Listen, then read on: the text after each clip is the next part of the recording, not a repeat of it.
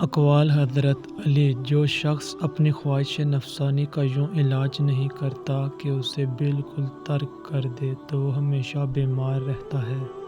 جو شخص عقل کے زیور سے خالی ہو وہ کبھی بزرگ نہیں ہوتا، اور جس شخص کے عمل میں اخلاص نہ ہو وہ کبھی مقبول نہیں ہوتا۔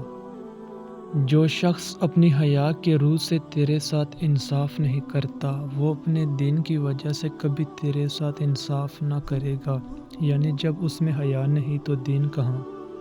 جس شخص کے اخلاق درست نہیں ہوتے اس کے ساتھی اور دوست اس سے فائدہ حاصل نہیں کر سکتے۔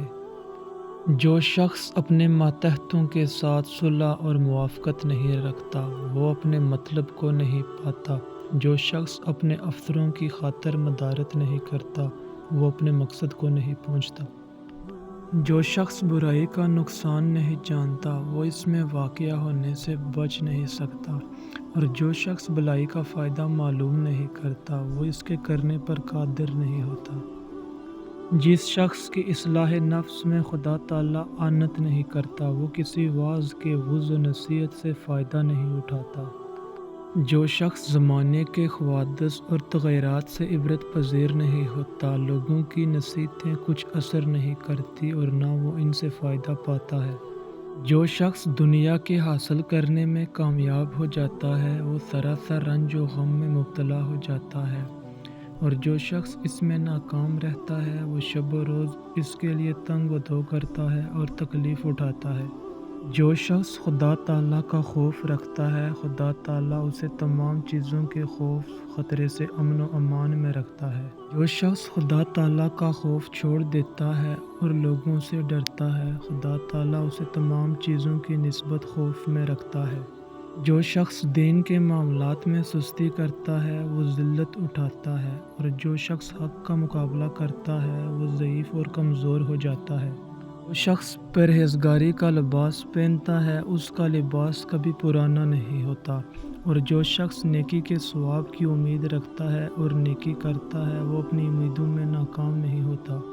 جو شخص اپنے نفس کو ہر ایک خواہش پورا کرنے کی رخصت دے دیتا ہے وہ اسے گمراہی اور تاریکی کے رستوں میں لے جاتا ہے۔ جو شخص اپنے نفس کے ساتھ نرمی سے برتاؤ کرتا ہے تو وہ اسے خدا تعالیٰ کے نافرمانیوں اور حرام کاموں میں پھنساتا ہے۔ جس شخص کی غرض باطل پرستی ہوتی ہے وہ کبھی حق کو نہیں پاتا اگرچہ وہ آفتاب سے بھی زیادہ مشہور ہو۔ جس شخص کا مقصد حق پرستی ہوتی ہے وہ اسے ضرور پا لیتا ہے، گو وہ کیسا ہی گمنام اور غیر مشہور ہو۔ جو شخص دنیا میں اپنے نفس کی ہمیشہ فکر رکھتا ہے اور اس کی اصلاح کرتا ہے قیامت کے دن اس کی آنکھیں ٹھنڈی ہوں گی اور خدا تعالیٰ اسے عزت کے مقام پر ٹھہرائے گا۔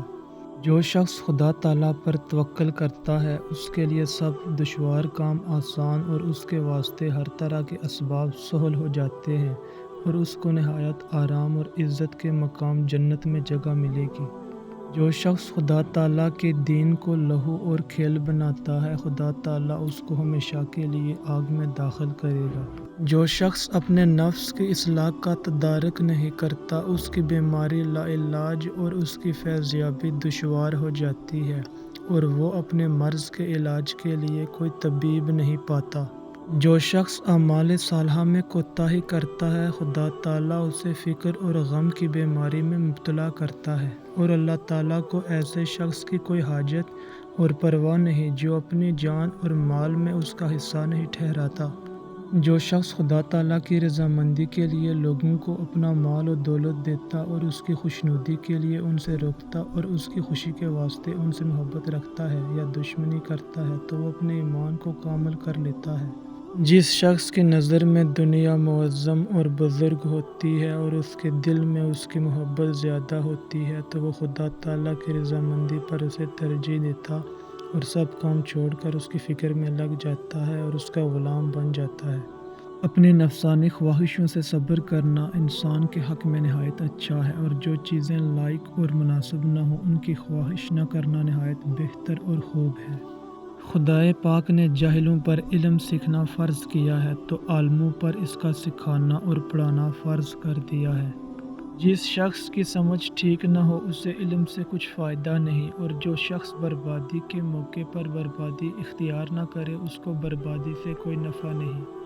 یہ کیا بات ہے کہ تم لوگ دنیا کی تھوڑی سی چیز حاصل کرنے پر خوشیاں مناتے ہو اور آخرت کی بہت سی چیزیں ضائع ہونے پر غم نہیں کھاتے۔